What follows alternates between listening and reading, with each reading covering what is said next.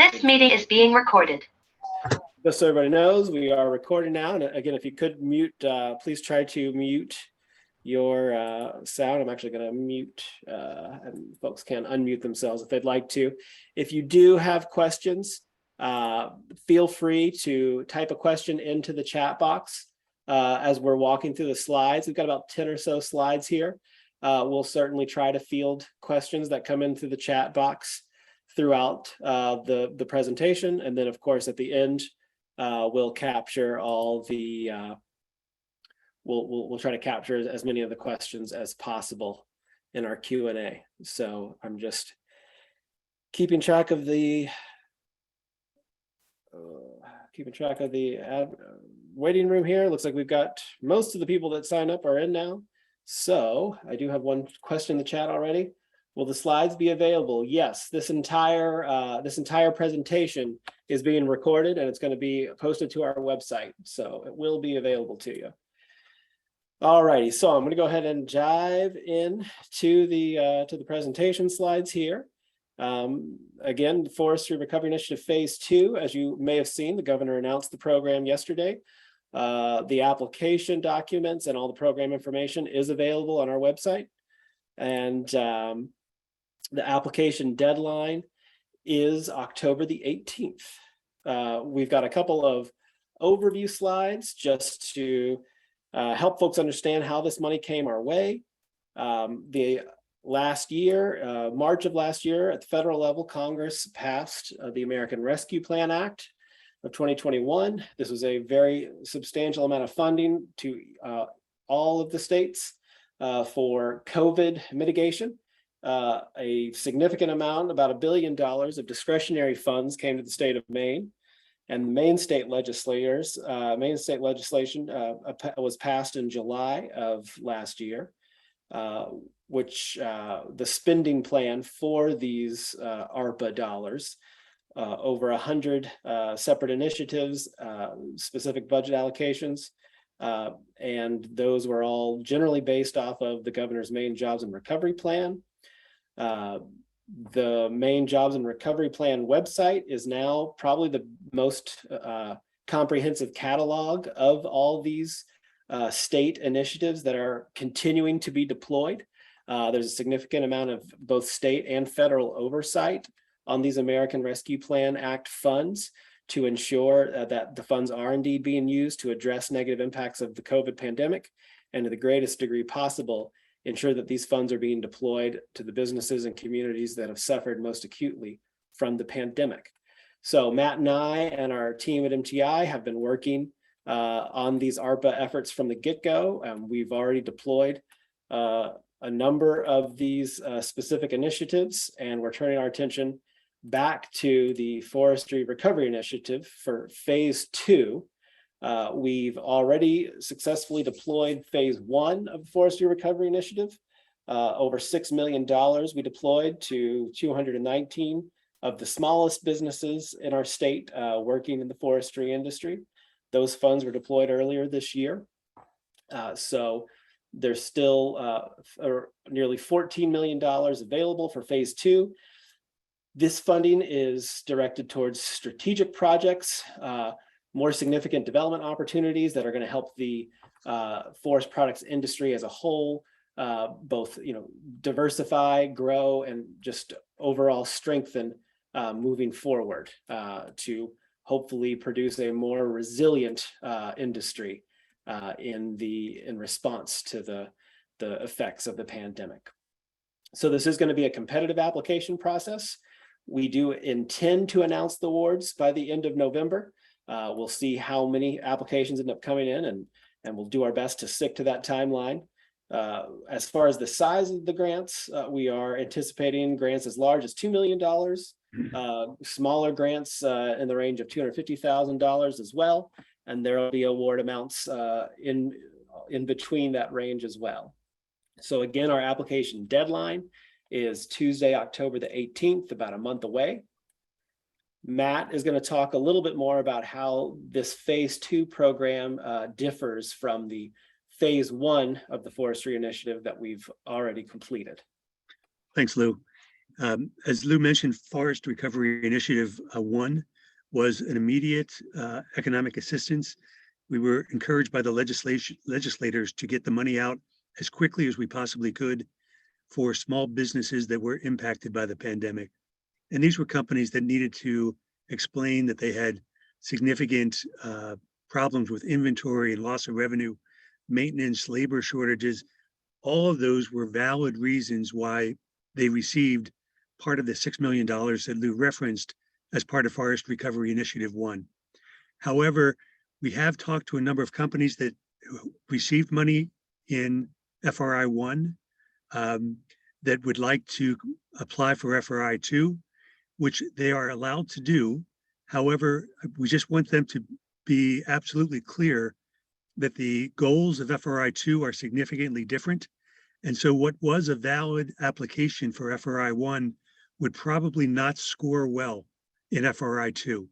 FRI 2, as Lou mentioned, significant emphasis on strategic projects, both new capital, new products, new technology, as well as investments in productivity that would enhance the competitiveness of the main operation. If your company is still looking for pandemic economic assistance, we would recommend strongly that you check out famemaine.com, who has a new fund opening on October 4th. That fund is called the Thrive Fund, and it's economic assistance for people that can demonstrate damage due to the pandemic. And their material is now up on their site. But again, that is pandemic assistance, not the investment that we are hoping to make in FRI 2. Next slide, Lou. Just want to talk a little bit about who's eligible in FRI 1 or FRI 2, excuse me. Obviously, this money is allocated by the Maine legislature primarily for Maine businesses. In the past, businesses needed to already be in operation in the state of Maine. This fund is a little bit different because it would be available to businesses already in the state of Maine or planning to build an operation in the state of Maine to process Maine timber. So either here or planning to be here is one of the key requirements. Obviously, the business needs to be in the forestry industry, either processing or utilizing Maine timber in some way. We also will need to, we'll talk a little bit more about this, but the plan to use the FRI funds is what will be reviewed and scored by the reviewers that I'll talk about a little bit later. The annual reporting will probably be semi-annual reporting, and we will be asking for updates on the project, the use of the funds, and the amount of funds that have been invested. We do not expect that the semi-annual reporting would take more than 10 or 15 minutes of your time. So it's not, we're not looking for a book in terms of how the money is being used, but there will be some reporting requirements. The next point's important. The federal government changed away from the use of DUNS numbers in April of this year. And now, in order to get federal assistance, which this program qualifies as federal assistance, you need a unique entity ID or UEID from a government website called sam.gov. And if you have not yet investigated your UEI for your business, this might be something that you'll want to do today or tomorrow, because when you fill out the application, you either get an immediate match with a UEI that pops up on the screen, or if they can't match your company to the database that they bounce up against, you go into a help queue. And based on our experience with other programs, that help queue could be 4 to 6 weeks. And so you'll definitely want to try and get this thing started today and get your information into sam.gov if they don't have a match. And finally, if you are in the state of Maine, we will be checking to make sure that your business is in good standing with the Maine Secretary of State, that there are no outstanding fines or violations in the forestry industry. Next chart. In terms of how the applications are going to be reviewed, we have developed a panel of 8 reviewers. A majority of the review panel are forestry industry experts, people that are either or have a great deal of experience in the forestry industry, either in running operations or in the technical research side of the business. We also have economic development reviewers, plus also people that are experienced with awarding grants. So excuse me, 8 total reviewers. Every application will be read and reviewed by each reviewer. So the scores will be aggregated and used to calculate the overall score for the application. There are 4 areas that will be scored. Obviously, economic impact is important. And this time it's more than just jobs created. We will be looking to see if existing jobs are retained or jobs are improved based on productivity improvements that you might be making.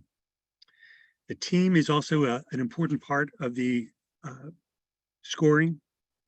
We're looking for people that have experience with this type of project or plan. They have a track record of success, and they also would include in this section their plans to recruit if they are planning on additional hires in the state of Maine. The value proposition is basically the market demand and the product market fit. Does this project have a competitive advantage?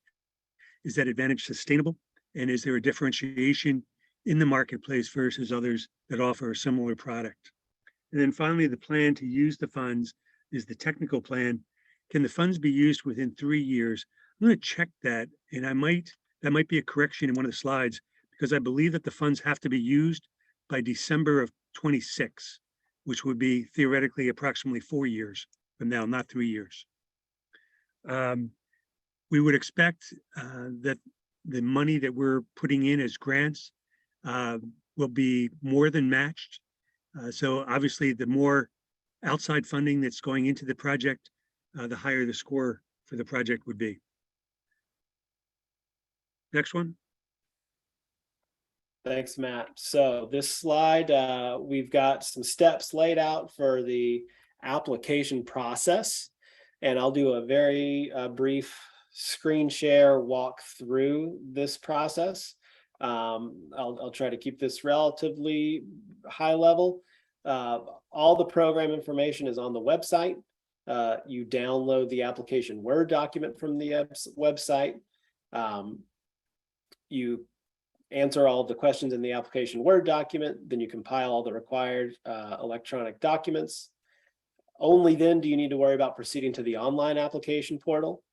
Then once you're in the portal, you complete all the data fields, upload all the required documents, and then you click submit. So quickly walk through these steps on the list. mainetechnology.org. From there, the funding, the recovery funding option is where you want to go, the Forestry Recovery Initiative. We're looking at the phase 2 details page right now. There's a lot of the stuff we're talking about here. When are the applications due? Who should apply? How much funding can I request? We've got answers here. There's also an FAQs page. We'll also have this Zoom session recorded on the Zoom page. And there's another Zoom session next month as well. How to apply. The first step is to download this application Word document, which I've already downloaded here, and read the application instructions. The first page lays out how to apply. And there's a brief checklist of the items you're going to need. You're going to need a W-9 form completed and signed. You're going to need income statements for 2020, 2021, and year-to-date 2022. A current balance sheet, that unique entity identification number that Matt mentioned from sam.gov. And actually, Matt has another slide specific on UEIDs after this page. And then there's also a brief 2-page agreement that you sign to be in agreement with all the federal state funding requirements connected to this money. Again, as I mentioned, this is a significant amount of both state and federal oversight to ensure these funds are being used responsibly. So once you've got all the items in step 2, you answer all the questions on the pages in this Word document. Then you can use this link right here to access the online application portal, which takes you to this page. If it's your first time applying for MTI funding, you're going to need to create an account by clicking this new applicant option. You use an active email address as your email username. We are going to use this email address to contact you regarding your application and any award notification. So you want to make sure to use a email address that you are using actively. You'll create a password. You log in to then access the application portal. And sometimes this page can take a little bit of time. And I actually was having a little bit of internet issues just before we started the Zoom, so it might be even slower than normal. While that is starting up, I'll just briefly scroll through. The application has 7 sections, asks some basics about the funding request and the business structure. We have our impact chart, and then we ask about all of the sections that Matt just went over in the evaluation rubric. We ask about the team, we ask about the value proposition and the market, how you're going to utilize Maine timber, and your plan, as well as our assessor, or trying to measure as effectively as possible job quality in this as well, not just jobs, but the wages and the wages that are paid in the jobs and the benefits that are offered. So those are the sections of the application. Let me see if excuse me. See if I can get the online application portal. Here we go. So the application portal is loaded. And it does, sometimes it can take a little while to load, but so this is the online application portal. Again, once you've completed all the Word document questions and you've got electronic files of your financial documents and your W-9, you log in. There's a number of fields about your business and your some high-level pieces of information about your proposal.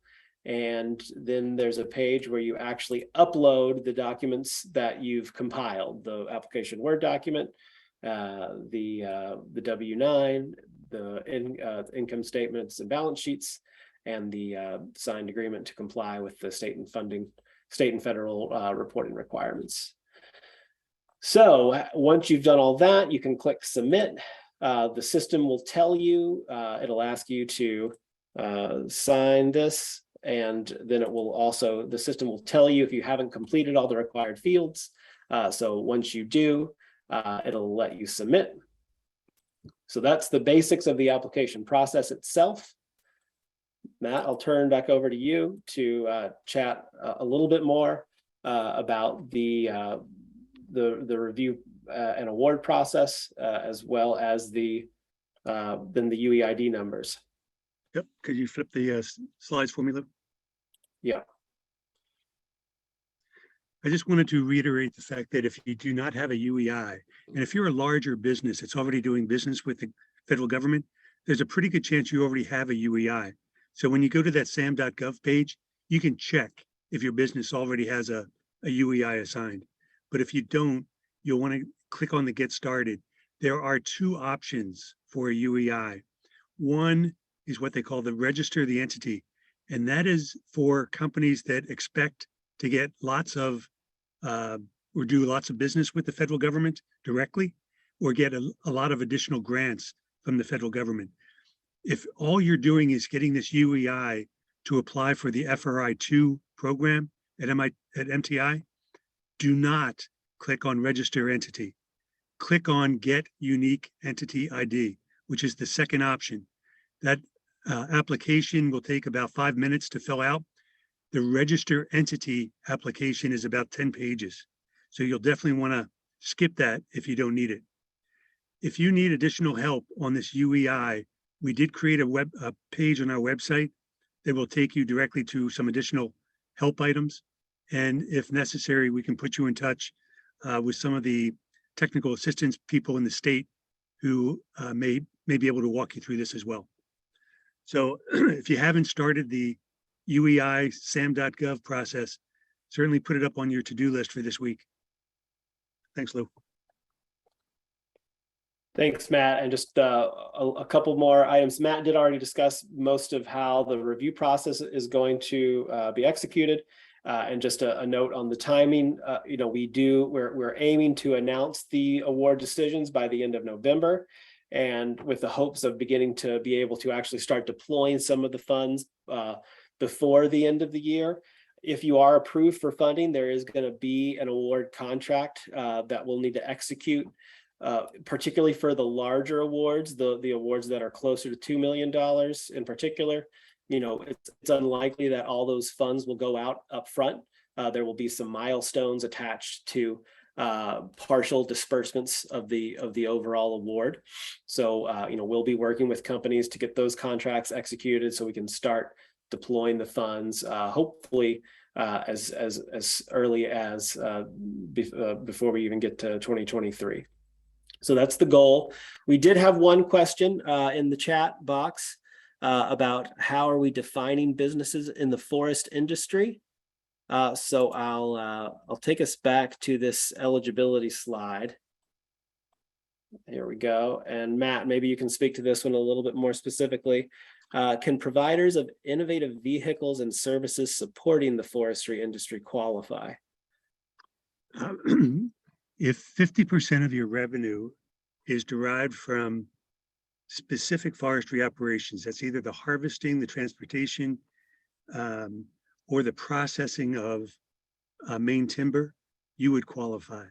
If you're supplying a service or equipment to the forestry industry, I do not believe that you would qualify for this round of funding. All right, and with that, I think that was all of our slides that we had. Oops, sorry about Are there that. any more questions coming in on chat? Lou, I don't have access to the chat. Yeah, we've got one coming in here, and I'll just point also to, obviously, we will end the Zoom session here shortly. We are always available to answer questions between now and the application deadline. There is a specific email, arpagrants@maintechnology.org, where we encourage you to direct your questions regarding the forestry program. And another question has come in: would a new tree harvester qualify? I think there might be a case. It would be qualifying. I think one question is, is it eligible? Is it an eligible expense? And is it a competitive expense? Are two different questions. In this program, separate from, different from phase one. In phase one of the Forestry Recovery Initiative, essentially every eligible company that applied got some funding. That is not going to be the approach with Forestry Phase 2, where this has been directed to be more of a competitive program, where the highest scoring applications are going to end up receiving funding. So that suggests that it's unlikely that every application submitted will get funded. So I think it's going to depend on the overall application and how you're able to present the proposed expenditures in a compelling way that's going to, be competitive against all the other applications submitted. Anything you'd add to that response, Matt? I think a tree harvester probably could make a case, obviously, to apply. If the project is not as strategic in diversifying the use of main timber as other projects that do get submitted, it may not score very high. Yeah, and again, to some degree, it depends on how many applications come in and, and how they all end up scoring. Another question: can multiple projects be submitted? I think that conceivably you could submit more than one project. Again, it's going to be as far as which ones end up being competitive, there's certainly no guarantee that you'll get multiple projects awarded. But if you want to submit more than one project, that is conceivably allowable. Matt, any other insights you'd add on that? No, that's exactly right. We're going to look at all the eligible applications that come in, score them all, and I would be surprised if one company got 2 awards, but we certainly will look at every application that comes in.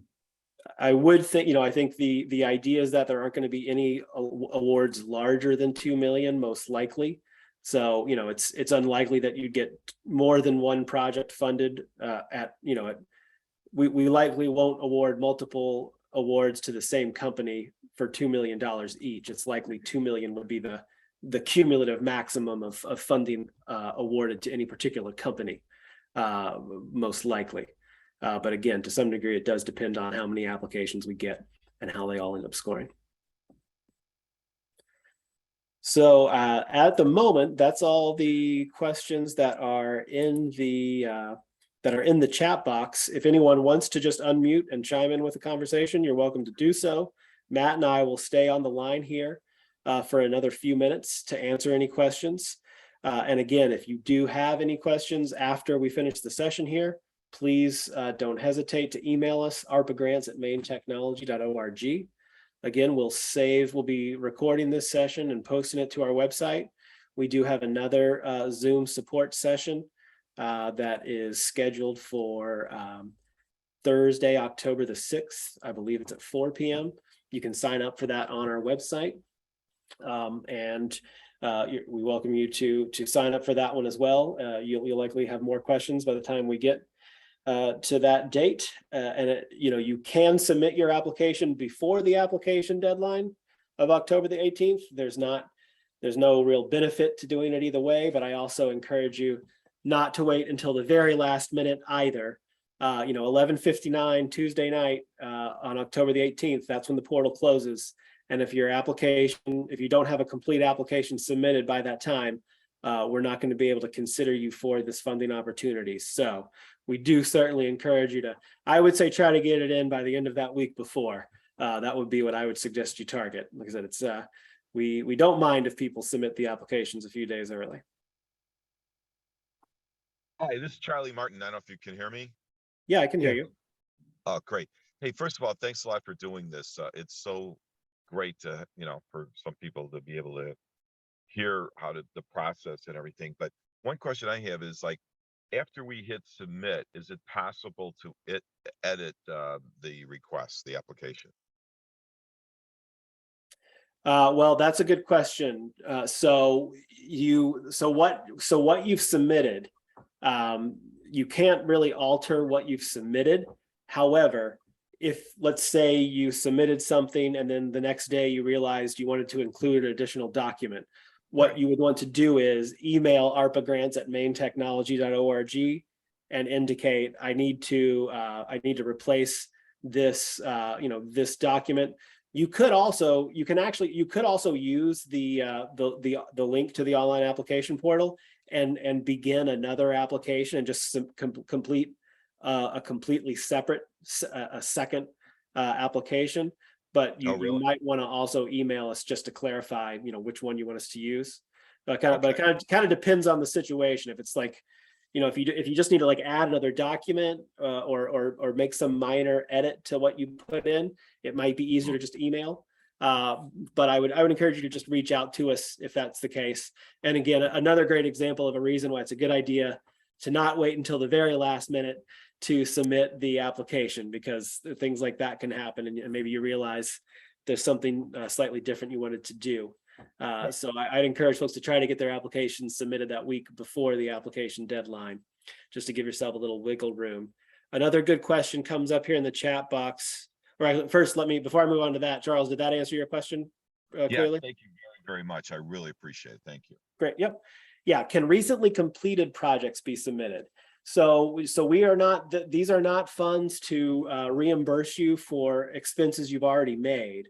I mean, conceivably it could be if it's part of a bigger project that's ongoing, then possibly, but we're definitely going to be looking to award forward-looking projects that have not already occurred. So I hope that answers that clearly.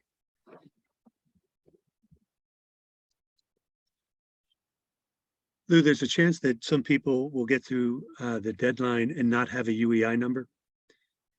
And so in the box where we ask for your UEI number, you can just put applied for or waiting for sam.gov.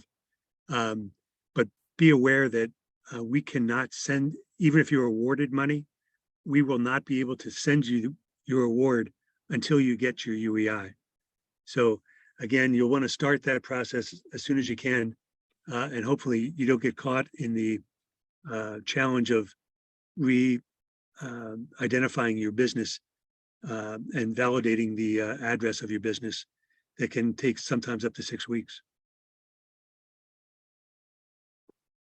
Right, that's great. Well, again, so that at this point, that's all the questions in the chat box. Feel free to type in another, or again, feel free to unmute and chime in with any other questions. Matt and I will stay online for a few more minutes here. But other than that, if you don't have any other questions, you feel free to go ahead and sign off. And again, we'll post this session to the website later today.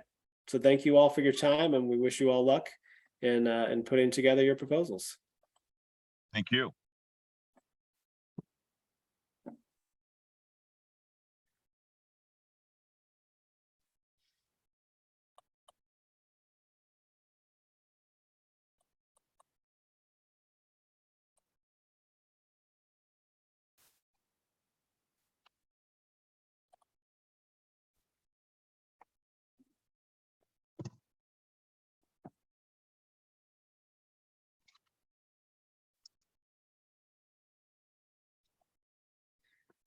I think we're all set, Lou.